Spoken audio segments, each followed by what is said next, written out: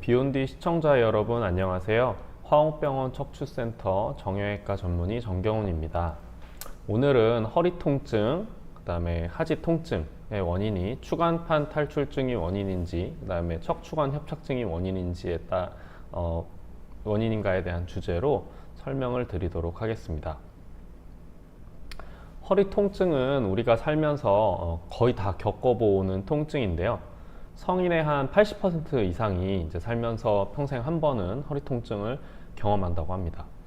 허리 통증의 원인으로는 여러 가지가 있지만 가장 많은 원인 세 가지는 염좌, 첫 번째는 우리가 이제 삐끗했다고 하죠. 근육통과 염좌가 되겠고요.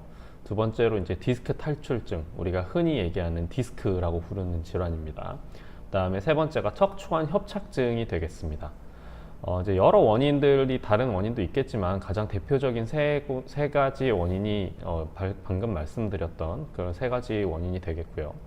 그러면 내 허리 통증과 다리 통증은 디스크 때문일까요? 아니면 협착 때문일까요?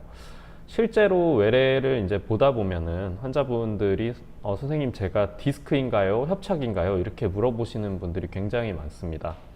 그래서 실제로 협착의 여러 원인 중에 하나로 이제 디스크 퇴행성 변화가 원인이 되기 때문에 이런 병의 스펙트럼이 겹치는 경우도 있는데요.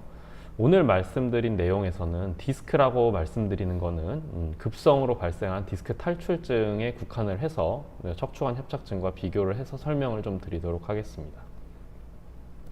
일단 첫 번째로 흔히 허리 디스크라고 환자분들이 많이 말씀하시는 급성 추간판 탈출증에 대해서 설명드리도록 하겠습니다. 우리가 이제 디스크 탈출증이라고도 하는데요. 디스크 돌출로 인해서 주변 신경을 압박해서 발생을 하게 됩니다. 주로 이제 30대에서 50대에서 비교적 젊은 나이죠. 이런 나이에서 발생하는 경우가 흔하고요. 물론 이제 10대라든지 60대에서도 이제 추간판 탈출증이 발생을 할 수가 있습니다. 실제로 수술을 하는 경우들도 있고요. 대부분은 이제 운동이라든지 무리한 움직임 때문에 발생을 하는 경우가 흔하고, 그다음에 무거운 물건을 자주 드는 직업군에서 발생을 한다고 되어 있습니다. MRI를 비교해서 보도록 하겠는데요. 보시면은 위쪽에 보이는 디스크가 정상 디스크입니다. 바깥쪽은 까맣고 우리가 섬유륜이라고 하거든요. 이제 섬유륜이라고 하는 인대 조직에 둘러싸여 있기 때문에 까맣고, 안쪽은 이렇게 수액이라고 하는 물 성분으로 같이 있기 때문에 하얗게 보이는 그런 그 디스크의 모습이 정상 디스크의 모습이 되겠고, 이 뒤쪽에 이제 척추관이라고 하는데요. 여기는 우리가 이제 신경 다발들이 뭉쳐서 지나가게 되는 부분이 되겠습니다. 그런데 이제 맨 아래쪽에 여기 디스크 상태를 보시면 디스크 색깔도 시커멓고, 그다음에 뒤쪽으로 많이 돌출이 되어 있는 모습을 볼 수가 있습니다. 그래서 디스크 퇴행성 변화로 인해서 물이 빠지고, 그다음에 섬유륜이 약해지면서 뒤쪽으로 튀어나오게 되고, 이로 인해서 이 뒤쪽에 지나가는 신경근들을 이제 누르게 되면 우리가 이제 통증이 발생을 하게 되겠고요. 그래서 우측 환자의 실제 이제 환자분 MRI 사진이 되겠는데요. 앞서 설명드린 바와 같이 이제 맨 아래쪽 디스크가 후방으로 돌출이 되고 많이 뒤쪽으로 튀어나오면서 뒤쪽에 지나가는 이제 신경근을 누르고 있는 것을 볼 수가 있습니다. 이렇게 되면 허리 통증뿐만 아니라 이제 하지 쪽으로 오는 우리가 흔히 방사통이라고 얘기하는데요. 다리가 저리고 땡기고 뭐 이렇게 하는 증상들이 같이 심하게 나타나게 됩니다. 이렇게 추간판 탈출증, 디스크가 있는 경우에는 어떤 증상이 나타날까요? 이제 디스크 탈출이 있는 약 한 90% 정도에서 환자분들이 허리 통증을 호소하게 됩니다. 주로 이제 급성으로 갑자기 통증이 강하게 발생을 하게 되고, 특정 자세에서 좀 악화되는 모습을 보이는데, 특히 허리를 앞으로 이렇게 구부리는 자세에서 통증이 주로 많이 심해집니다. 그렇게 허리를 이렇게 구부리는 자세를 취하게 되면 주로 이제 수액이 찢어져서 뒤쪽으로 튀어나오게 되는데요. 디스크가 압력이 올라가면서 그런 수액이 뒤쪽으로 튀어나오려는 힘이 좀 더 강해지기 때문에 신경근을 자극하는 증상이 늘어나기 때문에 그렇습니다. 뿐만 아니라 이제 한쪽 다리의 통증, 그다음에 다리 저림, 감각이 무뎌지는 이제 감각 저하 증상을 같이 호소하시는 분들도 많습니다. 심하게 튀어나와서 신경을 많이 누르게 되는 경우에는 다리에 이제 힘이 빠지고 우리가 이제 대소변 장애, 같은 배뇨 장애가 생기는 경우가 있고요. 이런 경우에는 조금 빠른 시일 내에 수술적 치료를 요합니다. 추간판 탈출증이 있는 경우에는 대부분 이제 비수술적 치료로 호전이 많이 되는 편인데요. 약물 치료라든지 주사 치료, 그다음에 신경 차단 주사, 우리가 신경 성형술, 이게 이제 비수술적 치료가 되겠는데, 이러한 방법으로 거의 한 80~90% 정도는 이제 호전 양상을 보입니다. 이러한 치료의 목적이 이제 통증 조절이 목적이 되겠고, 급성 통증을 어느 정도 이제 우리가 잡아주고, 이제 디스크가 흡수되고 몸에서 저절로 이제 흡수되는 경우들도 있기 때문에, 그런 이제 급성 통증 시기를 좀 지나갈 수 있게 도와주면 이제 스스로 흡수가 되기도 하고 많이 좋아지는 경과를 보입니다. 그럼에도 불구하고 우리가 이제 한 4에서 6주 정도 이제 보존적 치료를 했음에도 불구하고 수술이 필요한 경우도 한 20% 가까이 이제 된다고 알려져 있습니다. 그러면 이제 어떠한 경우에 디스크 절제술 수술이 필요할까요? 이제 추간판 탈출증에서 수술적 치료는 이제 비수술적 치료에도 증상이 호전이 없는 경우에는 당연히 수술적 치료를 우리가 고려를 해봐야 되겠고요. 두 번째는 이제 근력 약화, 그다음에 마비, 감각 저하 등 이제 진행하는 신경학적 증상이 있는 경우에 이제 시행을 하게 됩니다. 그리고 특히나 아까 앞서 말씀드렸던 대소변의 장애, 그다음에 항문 주위의 감각 저하 등을 호소하시는 분들의 경우에는 우리가 이제 카우다이퀴나 신드롬이라고 해서 응급수술을 통해서 신경 감압술이 필요한 경우도 있을 수 있습니다. 추간판 탈출증의 이제 수술적 치료로는 이제 내시경 디스크 절제술, 그다음에 미세 현미경을 통한 디스크 절제술을 시행받을 수가 있겠는데요. 최근에는 이제 내시경 수술이 발달함에 따라서 내시경 디스크 절제술을 통해 거의 대부분 많은 치료를 진행을 하고 있습니다. 실제 수술 사례를 보시겠는데요. MRI를 보시면 여기 앞서 설명드렸던 바와 같이 4번과 5번 척추뼈 사이에 디스크가 후방, 그리고 이 오른쪽에 보이는 MRI 사진은 이 4, 5번 디스크 사이를 이렇게 단면을 보여주는 사진이 되겠는데요. 누워서 사진을 촬영을 하기 때문에 이쪽이 오른쪽, 그 다음에 화면상에서 오른쪽에 보이는 곳이 왼쪽이 되겠습니다.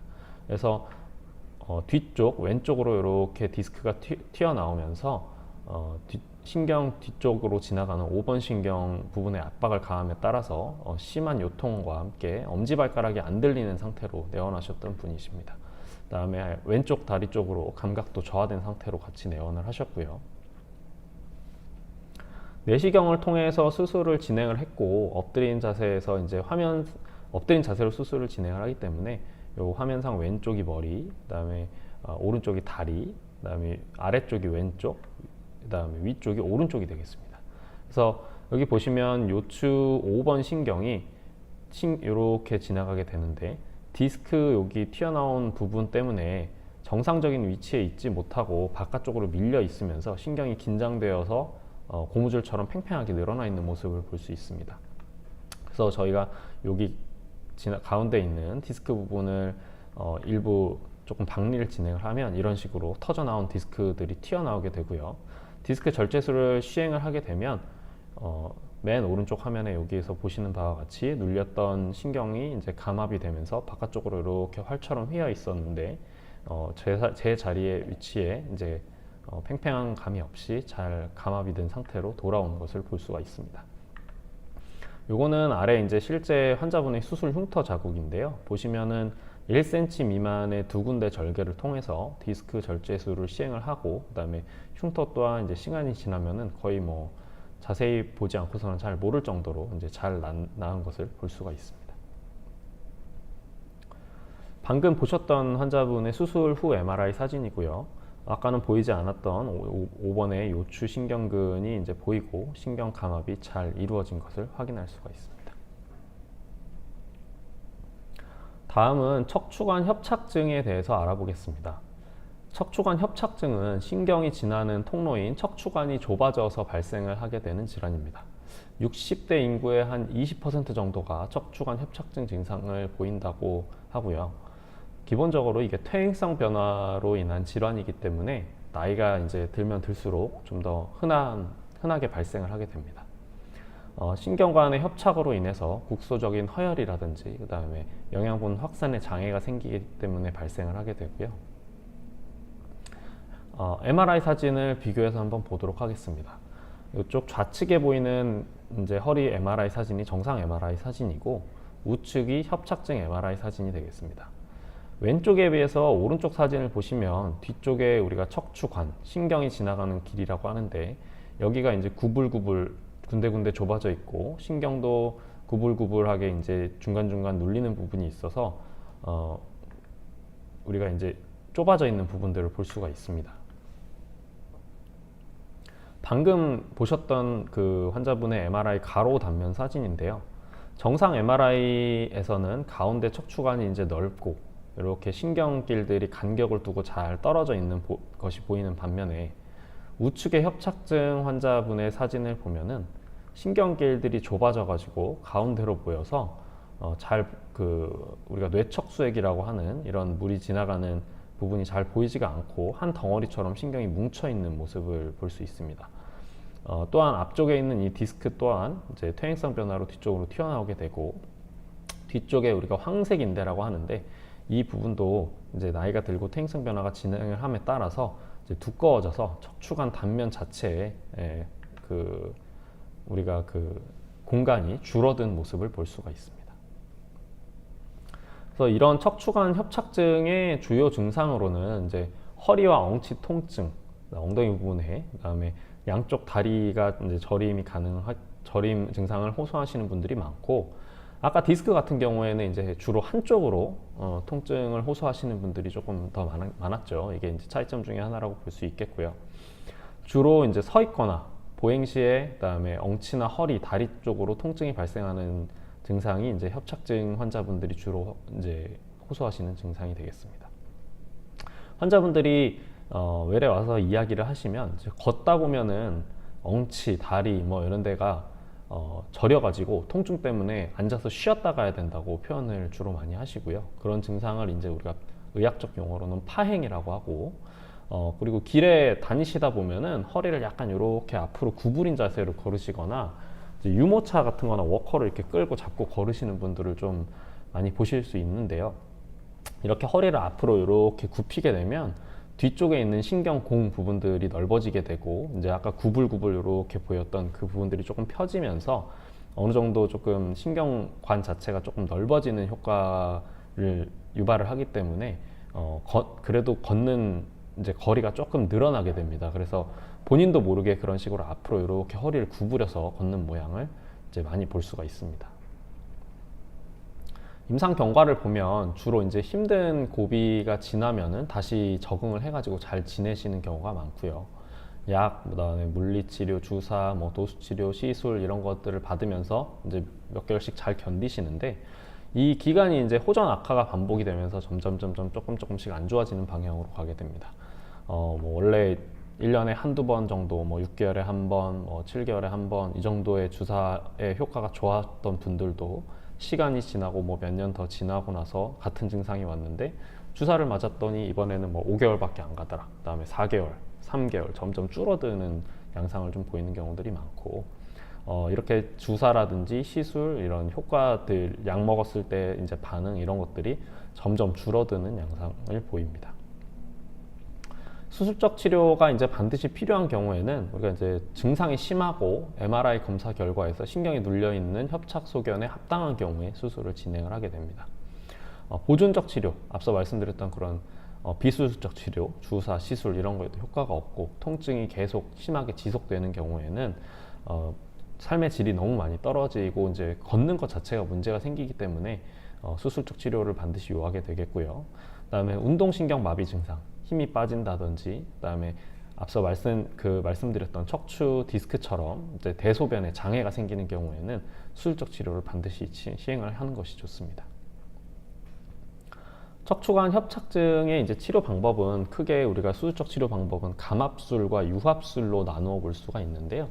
감압술이라고 하는 것은 좁아진 척추관을 황색인대 제거술, 아까 설명드렸던 뒤쪽에 있는 덮고 있는 황색인대를 제거를 하고, 그다음 필요에 따라서는 뭐 디스크를 절제를 할 수도 있고 안 할 수도 있고, 말 그대로 이제 눌려있던 이 좁아져 있는 신경을 이제 풀어주는 감압술이 되겠고요.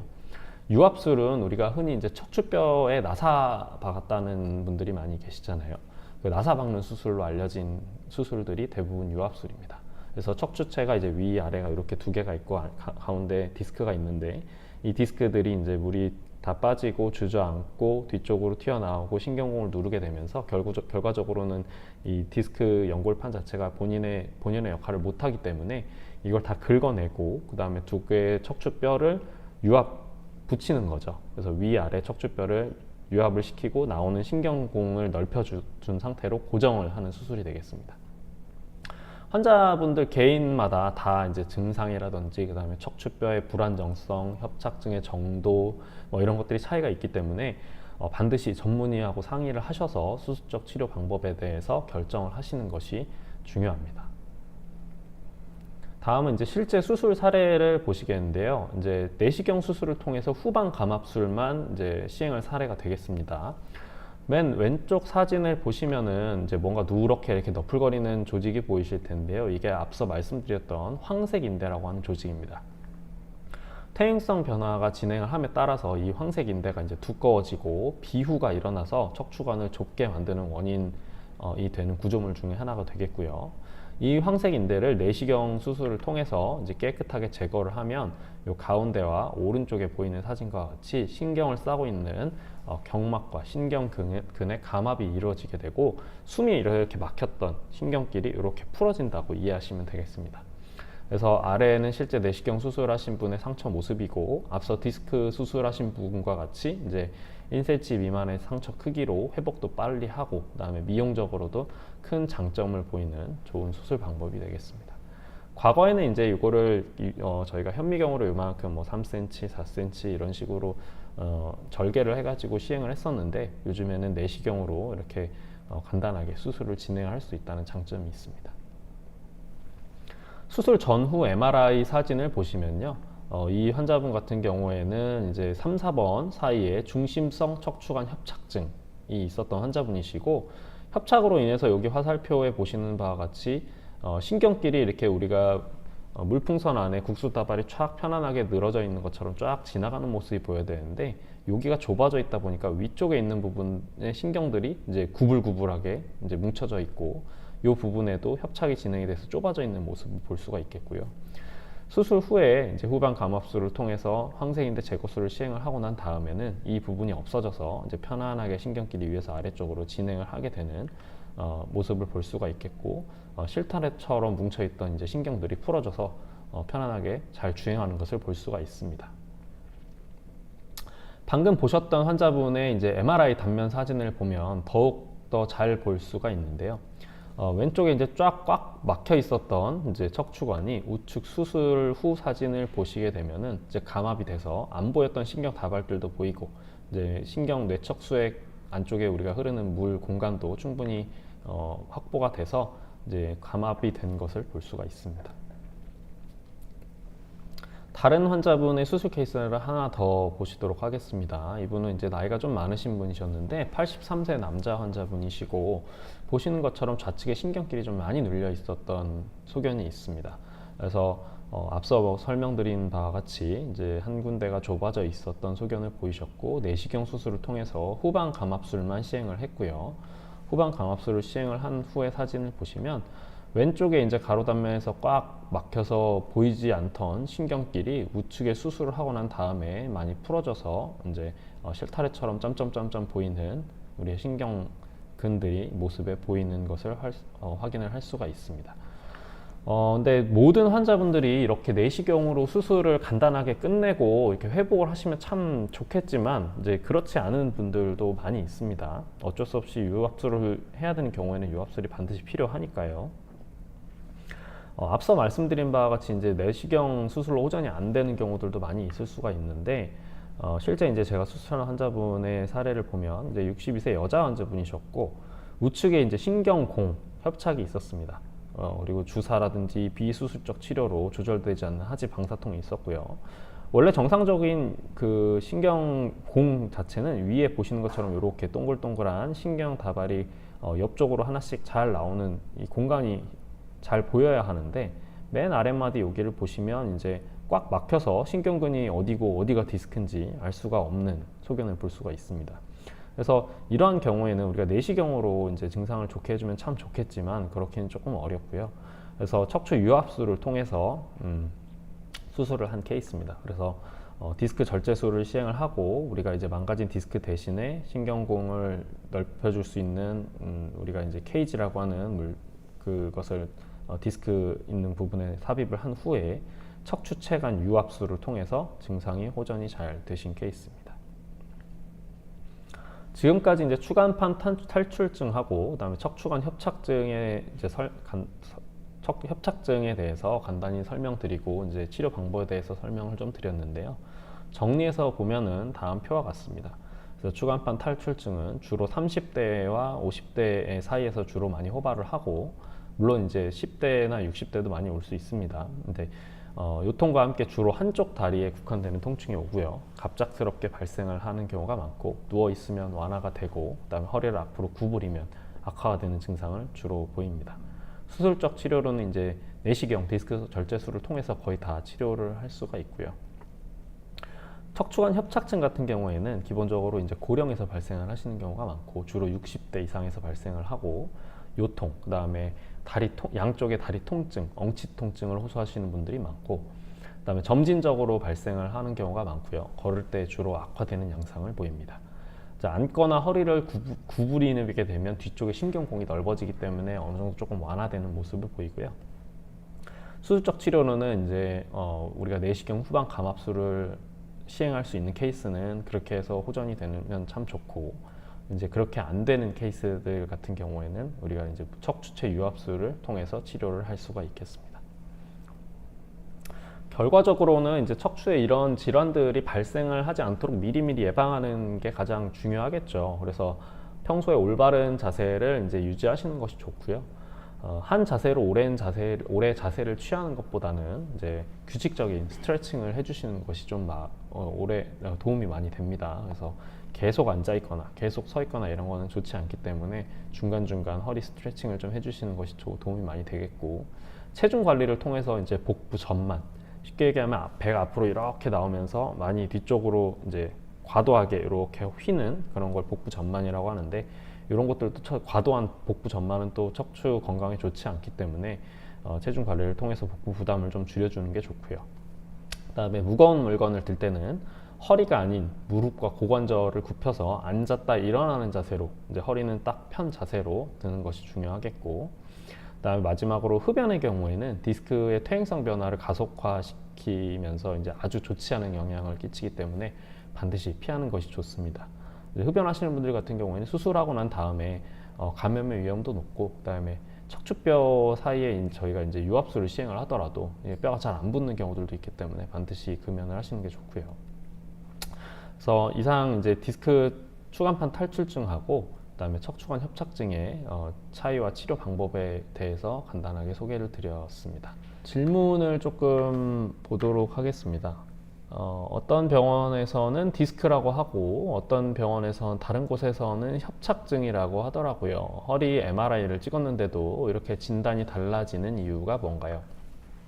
이거는 이제 척추의 마디는 우리가 하나가 아니죠. 이제 뭐 요추 같은 경우에는 5개가 있고 그다음에 앞서 말씀드린 바와 같이 이게 이제 척추관 협착증이라고 하는 거는 디스크 퇴행성 변화가 진행이 되고 어느 정도 시간이 지나면 척추관 협착증으로 가는 경우가 많습니다. 또 이 퇴행성 변화의 일종이기 때문에 급성으로 젊은 나이에 이제 디스크 탈출증이 있거나 그런 경우에는 우리가 디스크라고 얘기를 하고요. 그다음에 대부분의 경우에는 증상이 이제 나이가 드셔서 발생하는 경우 협착이라고 주로 이제 간단하게 말씀하시는 경우들도 많이 있는데 나이가 많으신 분들이라고 다 협착이 있는 건 아닙니다.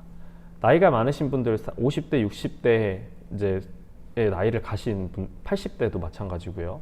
그런 분들도 갑자기 허리 통증이 발생을 해서 와서 저희가 MRI를 찍어보면 이제 협착은 협착대로 있고 그다음에 디스크는 또 다른 데서 발생하는 경우가 있고 아니면 협착이 있는 곳에서 디스크가 추가로 더 튀어나와서 찢어져서 문제를 발생시키는 경우도 있고 그렇습니다. 그래서 이게 약간 이제 겹쳐지는 부분이 있다 보니까 그런 얘기가 이제 나오는 것 같아요. 그래서 다른 레벨에 이제 어디는 협착이 있고 위에는 뭐 디스크가 터지고 이렇게 있을 수도 있는 것이고, 그다음에 같은 레벨에 협착이 원래 기존적으로 있었는데 디스크가 급성으로 터져서 통증이 갑자기 심해져서 발생한 경우에는 디스크라고 얘기를 하시는 분들도 있고, 그걸 그냥 전반적으로 다 협착이라고 얘기하시는 선생님들도 있고, 그래서 아마 그것 때문에 조금 차이가 생기는 것 같습니다. 협착증은 걸을 때 아프고 쉬면 낫는다고 하던데, 저는 앉아 있어도 통증이 지속됩니다. 이런 패턴이면 두 병이 같이 있는 걸까요? 두 병이 같이 있다고 보기보다는 아마 협착이 진행을 좀 많이 하셔서 이제 견딜 만큼 충분히 견뎌서 수술적 치료가 필요한 상황이 오지 않았나라고 보는 게 조금 더 맞을 것 같습니다. 그래서 협착증이라고 해서 무조건 걸을 때 아픈 건 아니고요. 이것도 신경근이 이제 아무래도 그 오랜 시간 눌려져 있고 점점 시간이 지나면서 더 세게 눌리게 되면 쉬어서 가만히 있을 때도 저리고 통증이 계속 되시는 분들도 있어요. 그래서 이런 경우에는 두 병이 같이 있다기보다는 협착이 많이 진행이 돼서 수술적 치료가 필요한 상태가 아닐까, 이런 생각이 좀 듭니다. 저는 다리 힘이 약해져서 계단 오를 때 휘청거립니다. 수술을 받아야 할 정도일까요? 일단 첫 번째는 이게 디스크에 의한 통증인지 협착에 의한 통증인지, 그러니까 다리가 아프다고 또 다 무조건 허리의 문제는 아닐 수도 있으니까요. 일단 그거를 먼저 확인하는 게 제일 중요하겠고요. 만약에 디스크를 진단을 받으셨는데 다리에 힘이 약해져서 계단 오를 때 휘청거릴 정도, 그 다음에 저희가 이제 환자분들 오시면 이학적 검사를 시행을 하게 되는데, 어디에 힘이 빠지는지, 뭐 무릎 펴는 거, 발목 드는 거, 발가락 드는 거, 이런 걸 다 체크를 하게 되는데, 그게 이제 좀 힘이 빠져가지고 잘 안 되는 경우에는 수술적 치료를 조기에 시행하는 경우들도 많이 있습니다. 허리 유압술 7년 전에 했는데 수술 위에 또 부분에 협착이 왔어요. 맞아요. 이거 되게 많이 있는 경우고요. 인접분절 질환이라고 하는데요. 저희가 쉽게 생각하시면 이제 유압술을 하게 되면 이렇게 5개의 척추뼈가 있는데 2개를 붙였죠. 5명이 해야 될 일을 4명이 하게 되는 꼴이 됩니다. 그래서 우리가 이제 걷고 생활하는 데는 요추 5개가 하는 일이 100이라고 하면 20씩 나눠서 하게 된다고 간단하게 그냥 산술적으로 얘기를 하면, 그 일하는 사람이 얘네 둘을 붙였기 때문에 4명이 되는 거예요. 그렇게 되면은 이제 누군가는 일을 더 많이 하겠죠. 스트레스가 같은 상황이 있으니까. 근데 그렇게 됐을 때 일을 더 많이 하게 되는, 스트레스를 제일 많이 받는 게 누구냐면 이 유압술을 한 바로 위에 마디가 퇴행성 변화가 빨리 옵니다. 스트레스를 제일 많이 받게 되어 있어요. 그래서 수술을 한번 했는데, 유압술을 했는데 그 위에 마디를 올리고 또 올리고 또 올리고 또 올리고 이렇게 하시는 분들도 있고요. 그래서 그렇게 재수술을 했다고 하시는 분들도 주변에서 많이 보셨을 것 같아요. 그래서 가장 좋은 거는 그 유압술 시기를 이제 최대한 늦출 수 있으면 가장 좋습니다. 그래서 유압술이 무조건 뭐 이거를 유압을 한다고, 물론 그 수술을 한 레벨에서는 문제 생길 일이 없겠죠.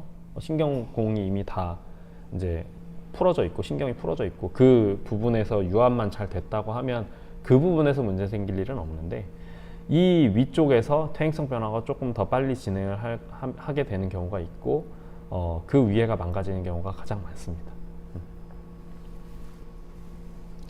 양방향 내시경과 단일공 내시경을 선택하는 기준이 궁금합니다. 모든 증상에 두 방법이 적용이 다 가능한 건가요? 원장님이 자주 쓰는 방법이 좋은 건지.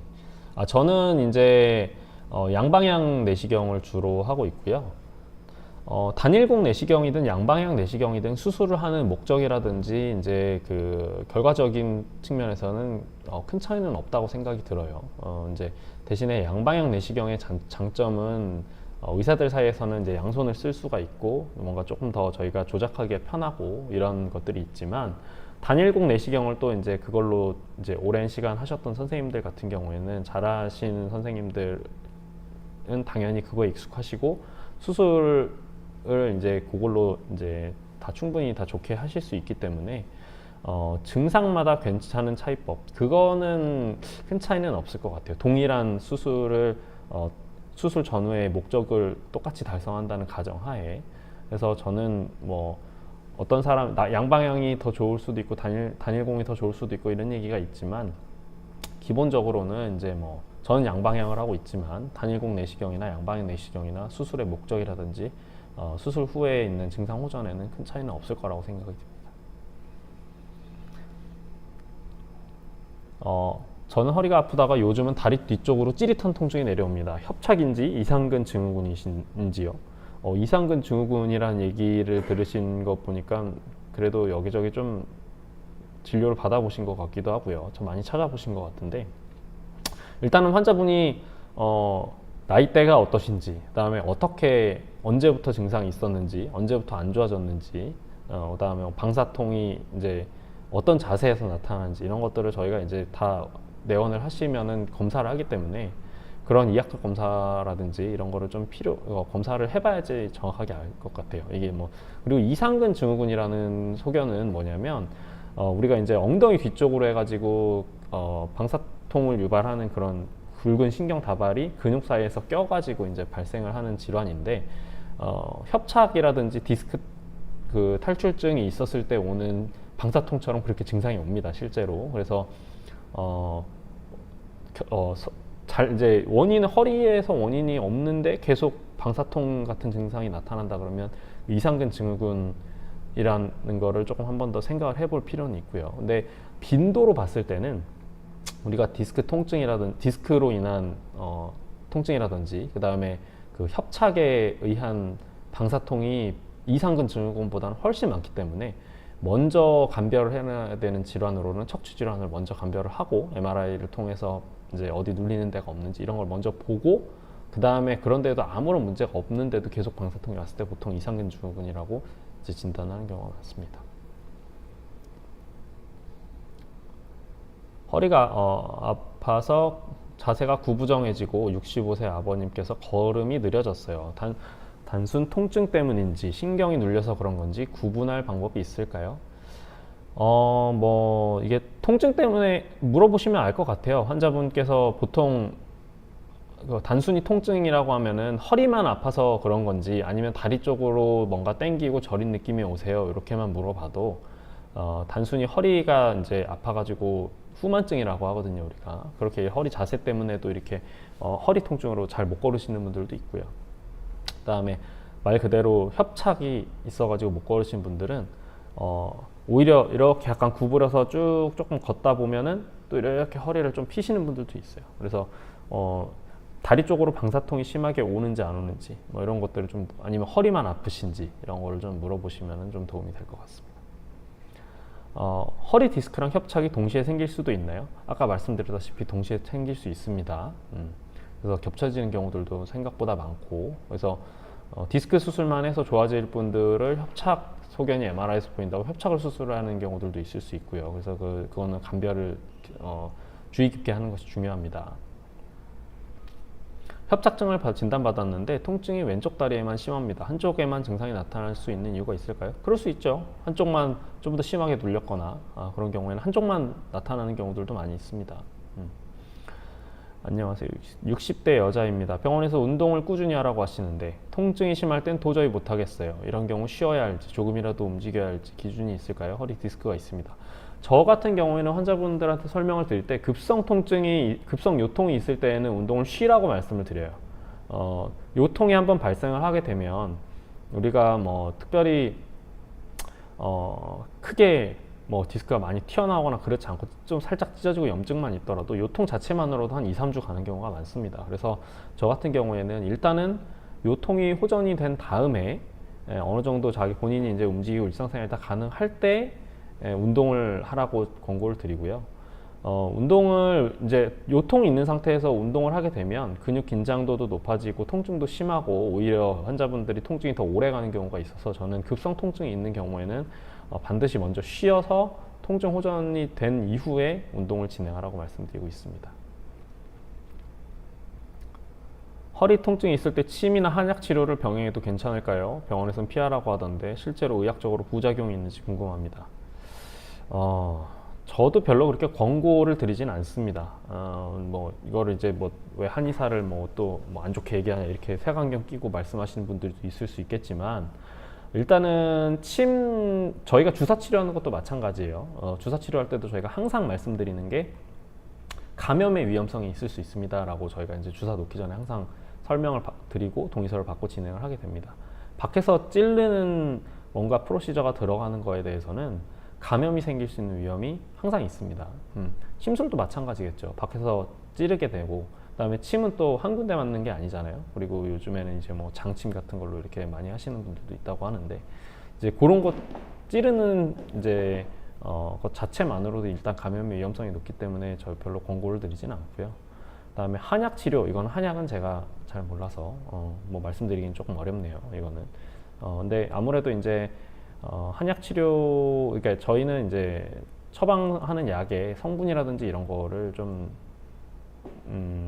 한약에는 뭐가 들어있는지 잘 모르기 때문에 보통 이렇게 하고 나서 문제가 없으시고 도움이 되시면 모르겠지만 이제 또 간 수치라든지 신장 수치 이런 것들이 많이 올라서 오는 분들 실제로 많이 보게 되다 보니까 이제 좀 피하라고 말씀을 드리는 편이죠. 네, 얼추 다 질문 올라오신 거에 대한 거는 답을 다 드린 것 같습니다. 그래서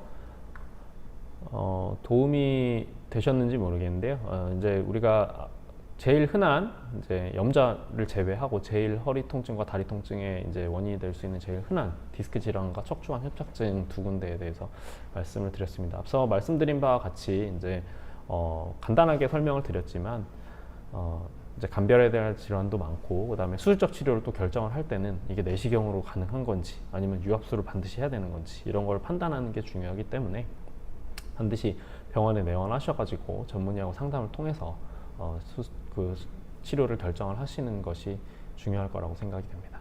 다음번에도 좋은 주제로 또 설명드리도록 가지고 인사를 드리도록 하겠습니다. 경청해 주셔서 감사합니다.